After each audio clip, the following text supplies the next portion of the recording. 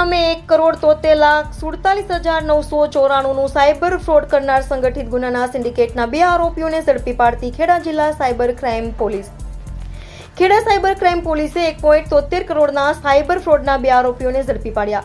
ખેડા જિલ્લા cyber crime પોલીસે એક મોટી સફળતા હાંસલ કરી છે. પોલીસે ઇન્વેસ્ટમેન્ટના નામે 1,43,47,994ના રૂપિયાની છેતરપિંડી કરનાર સંગઠિત ગુનાખોરી સિન્ડિકેટના 2 આરોપીઓને ઝડપી પાડ્યા છે. આ સંબંધમાં મળતી માહિતી અનુસાર ફરિયાદી પાસેથી ઇન્વેસ્ટમેન્ટ કંપનીના અધિકારી તરીકેની ખોટી ઓળખ આપી શેર બ્લોક ટ્રેડિંગ અને નવા એસએમઈ આઈપીઓની ડમી એન્ટ્રી બતાવીને ફરિયાદીને મોટા પ્રમાણમાં નફો થવાનું જણાવીને પૈસા પડાવવામાં આવ્યા હતા. આરોપીઓએ ખોટા દસ્તાવેજો બનાવીને ફરિયાદીને વિશ્વાસમાં લીધો હતો અને પછી તેમના બેંક ખાતામાં રૂપિયા જમા કરાવ્યા હતા. આ ગુનાની જાણ થતાં જ ખેડા જિલ્લા પોલીસ અધિક્ષક રાજેશ ગઢિયાએ આરોપીઓને શોધી કાઢવા અને ગયેલા નાણાંને પાછા મેળવવા માટે ખાસ સૂચના આપી હતી. નાયબ પોલીસ અધિક્ષક વીઆર વાજપાઈના માર્ગદર્શન હેઠળ સાયબર ક્રાઇમ પોલીસ સ્ટેશનની ટીમે તકનીકી અને માનવીય સંસાધનોનો ઉપયોગ કરીને તપાસ શરૂ કરી હતી. તપાસ દરમિયાન પોલીસને ખબર પડી કે આરોપીઓએ પૈસા એક્સિસ બેંકના એક ખાતામાં જમા કરાવ્યા હતા. આ ખાતાના ધારકની પૂછપરછ કરતા તેણે પોતાનો ગુનો કબૂલ કરી લીધો હતો. પકડાયેલા આરોપીઓમાં મેહુલભાઈ કનુભાઈ રામજીભાઈ લુણાગરિયા પટેલ, જયેન્દ્રભાઈ ઉર્ફે જયેશ મહેન્દ્રભાઈ હિરપરા. પોલીસે આ બંને આરોપીઓને ઝડપી પાડ્યા છે અને તેમની પાસેથી વધુ પૂછપરછ કરવામાં આવી રહી છે. આ ઘટનાએ લોકોને સાવચેત રહેવાની ચેતવણી આપી છે. કોઈપણ પ્રકારની ઇન્વેસ્ટમેન્ટ કરતા પહેલા સંપૂર્ણ માહિતી મેળવી લેવી જોઈએ અને કોઈ પણ શંકાસ્પદ વ્યક્તિ પાસેથી પૈસા ન આપવા જોઈએ.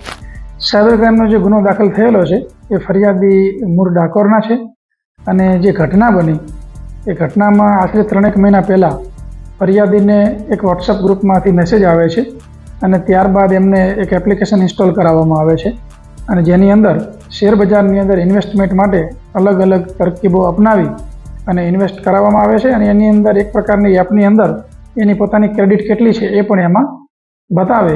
એટલે વધારે એમાઉન્ટ જોઈ અને એમને જે પ્રલોભનમાં આવી જાય છે અને 1-2 વખત રિટર્ન એ રૂપિયા પણ આપે છે, જેથી કરીને જે અરજદાર છે એ વારંવાર એની અંદર અલગ અલગ ચાર્જીસ પેટે રૂપિયા જમા કરાવતા જાય છે અને જ્યારે એને અંદાજ આવે છે કે ના આ સંપૂર્ણપણે ટ્રેપ છે ત્યાં સુધીમાં ઘણું બધું મોડું થઈ ગયું હોય છે અને આશરે 1,73,00,000 રૂપિયા જેટલું એ ગુમાવી ચૂક્યા હતા અને તાત્કાલિક એમને 1930 પર કોલ કરી અને પોલીસ દ્વારા ક્વિક રિસ્પોન્સ આપી અને જે શક્ય એટલું એમાઉન્ટ ફ્રીઝ કરાવવાની ટ્રાય કરી છે અને આમાં ફરિયાદ દાખલ કરી અને જે 8 જેટલા અજાણ્યા ઇસમોની વિરુદ્ધ જે ફરિયાદ દાખલ થયેલી એમાંથી 2 આરોપીને ખેડા જિલ્લા સાયબર પોલીસ સ્ટેશન દ્વારા ઝડપી લેવામાં આવેલા છે. એમના રિમાન્ડ માંગવામાં આવેલા છે અને અન્ય આરોપીઓ જે છે એને પકડવાની તજવીજ ચાલુ છે.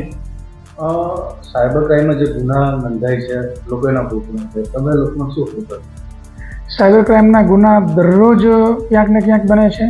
પુષ્કળ લોકો આના ભોગ બને છે, પરંતુ લોકોને ખાસ આ બાબતની એક વિનંતી છે કે કોઈપણ પ્રકારની લાલચમાં ના આવે, કોઈપણ પ્રકારના ડરમાં ના આવે.